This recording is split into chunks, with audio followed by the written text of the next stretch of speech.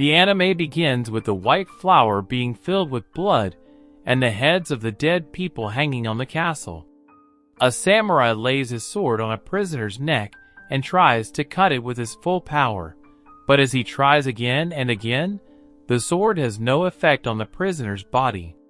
Instead of beheading him, the sword broke into pieces, and the village chief of the castle is shocked to see this scene.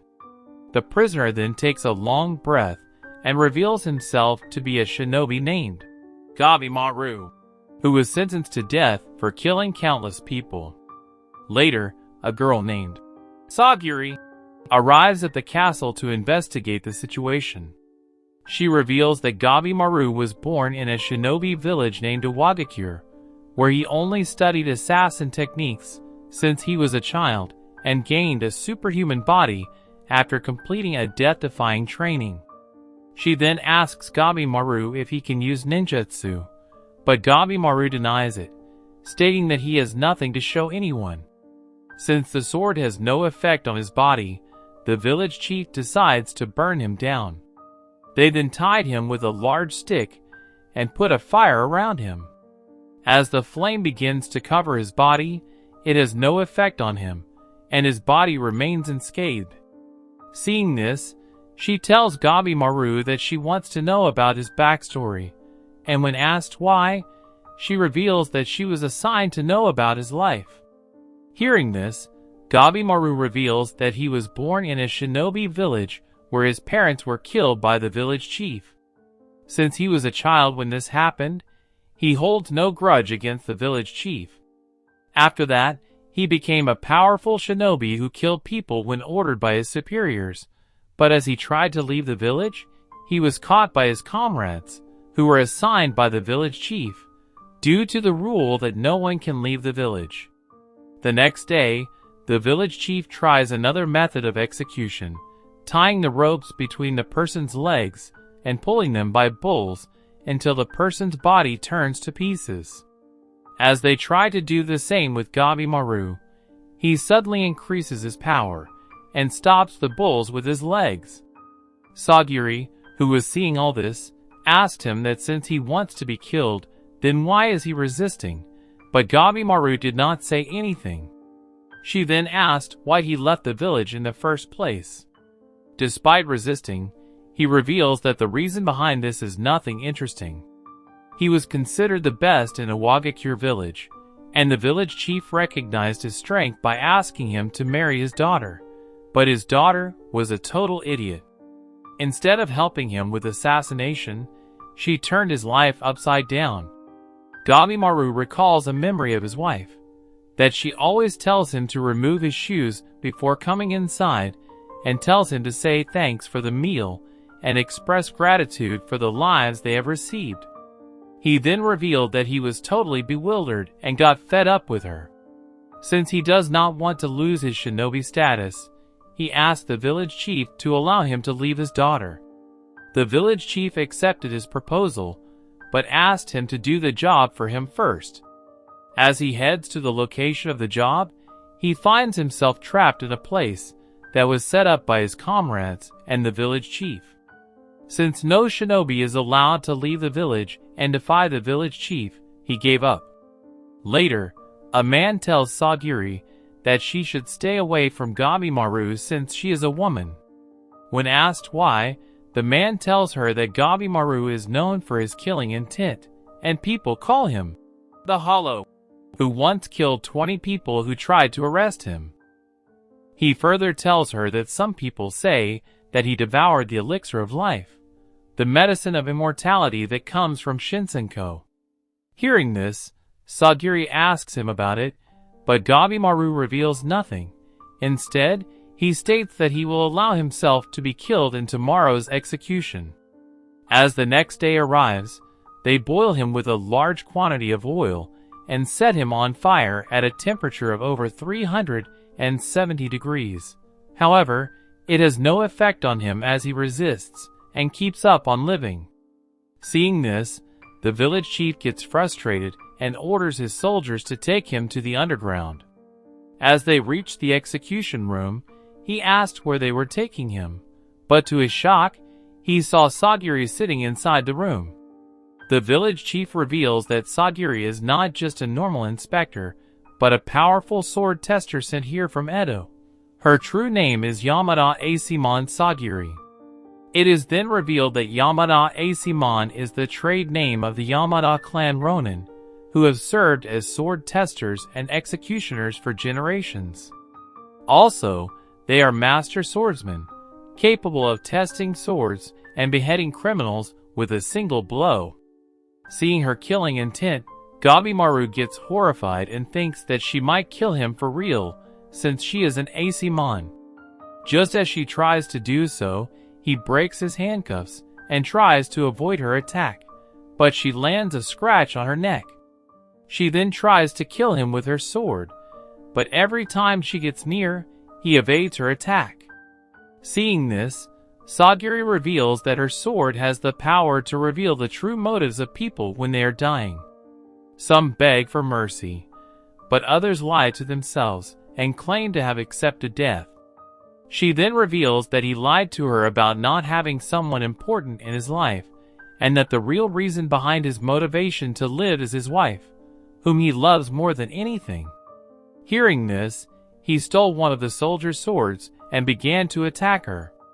Sagiri, who is also avoiding his attack, further tells him that despite saying he has no attachments in his life, he couldn't die in his executions because of his feelings for her. Hearing this, Gabimaru gets angry, stating that he is a hollow who has taken the lives of countless people.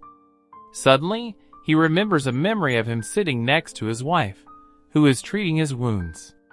He asked her not to show any kindness to him, as he is an ugly and terrible man.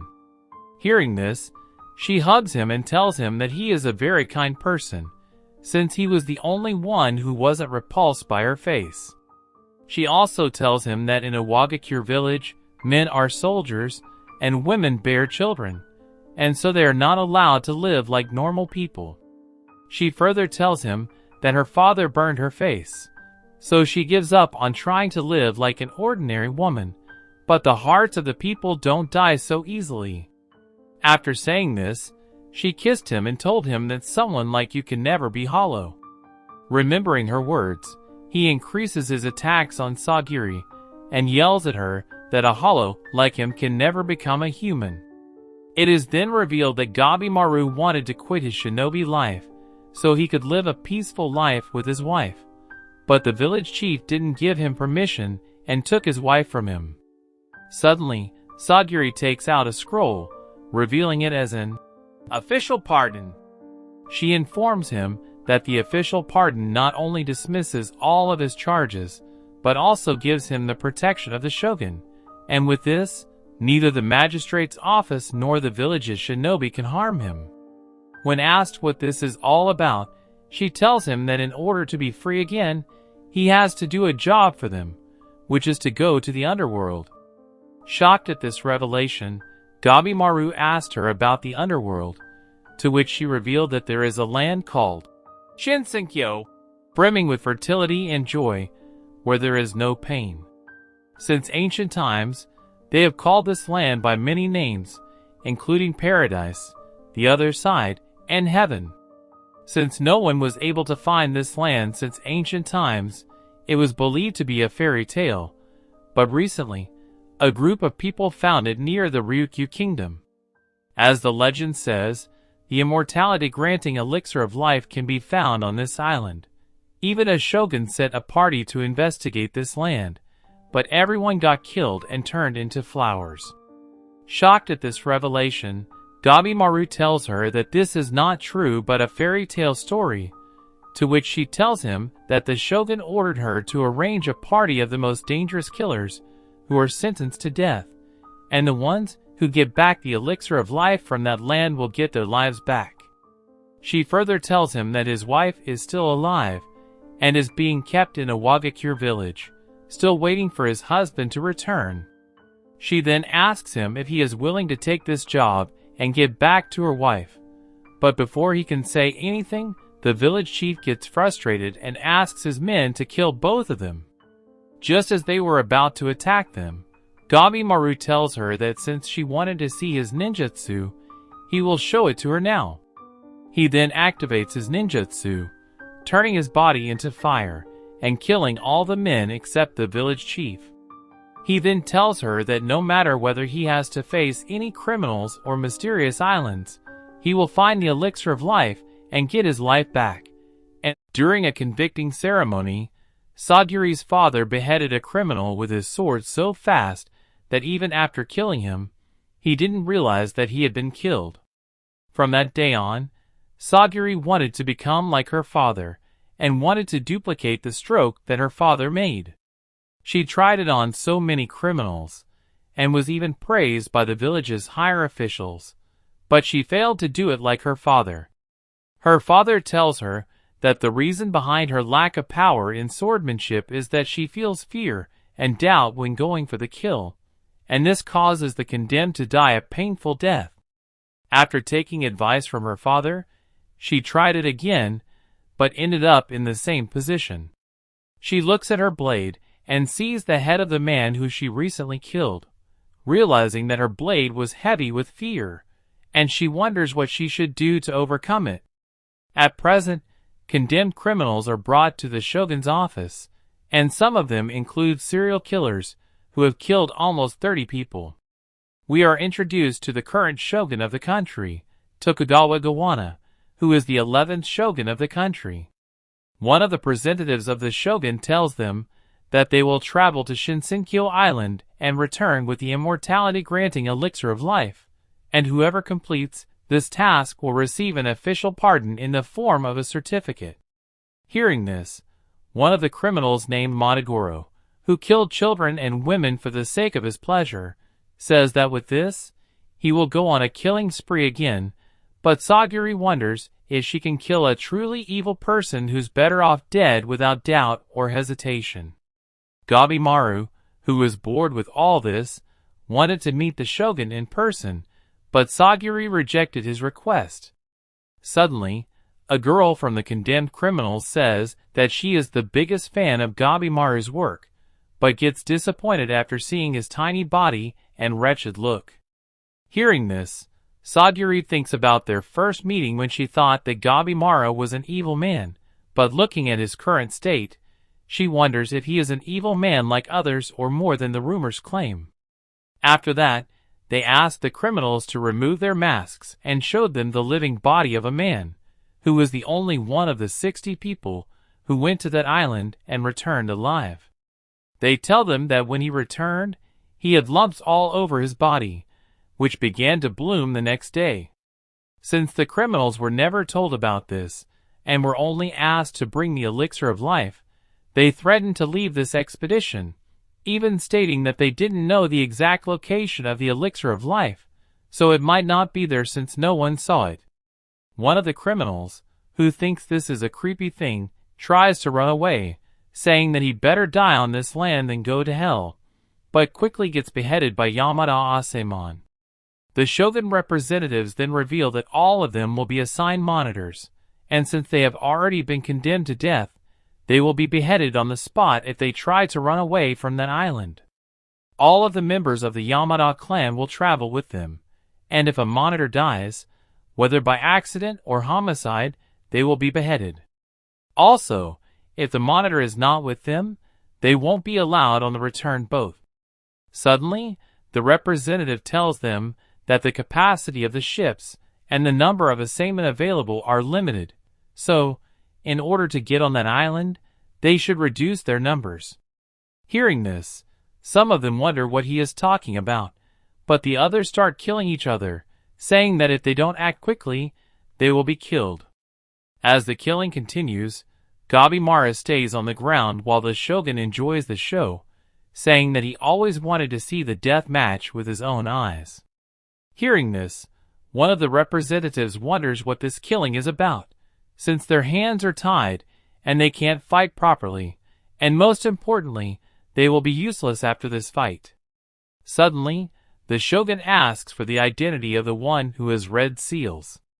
One of his men tells him that most of the criminals have exceptional abilities, but the ones with the red seals are called superhumans, which includes the boy with the yellow hair, who leads a bandit village in the mountains of Io, the girl with purple hair, who was involved with the invasion of Sadiwa Castle last year, a master swordsman, known as the Blade Dragon or unparalleled in 8 provinces, and a giant, whose body does not have any effect from swords and spears. The man also tells him that the most notable among them is the living legend Gabimaru the Hollow, who is famous for his killing intent. Confused at the events, Aizen, one of the Asemon of the Yamada clan, tells Sagiri that she is not suited for this job. The brutality she is seeing now is nothing compared to what she will see on that island, and he wants her to quit this job as she will not be able to kill when the time arrives. He also tells her that since she is the daughter of legendary Asemon, she should have lived quietly in her mansion, and stayed far away from the fate of an executioner. Sagiri then informs him that when she was a child, she was told that testing swords, beheading criminals, and making medicines from their bodies are the duties of an Asemon, and even though they don't wield a sword, they need to kill people for their living. Since she was the daughter of a neck chopper, everyone hated her and tried to kill her, but she always turned a blind eye to it. She wanted to live a normal life, but after wielding her father's sword, she realized that her destiny was to be an executioner. As they talk, some men, who wanted Sagiri's sword, think that since she is a woman, she must be weak and begin charging at her, but Sagiri beheads them with her sword and wonders why she's afraid of killing others. Suddenly, Gabimaru asked His Majesty to think of other ways to choose who was going to that island, since killing each other was not a good idea. He says that they might be murderers, but not all of them killed because they wanted to. Thinking this as an insult to His Excellency, one of the shoguns asked the other criminals to kill Gabimaru, and whoever did so would be chosen for the expedition. Hearing this, one of the criminals picks up a stone and hits him, but Gabimaru dodges it in time.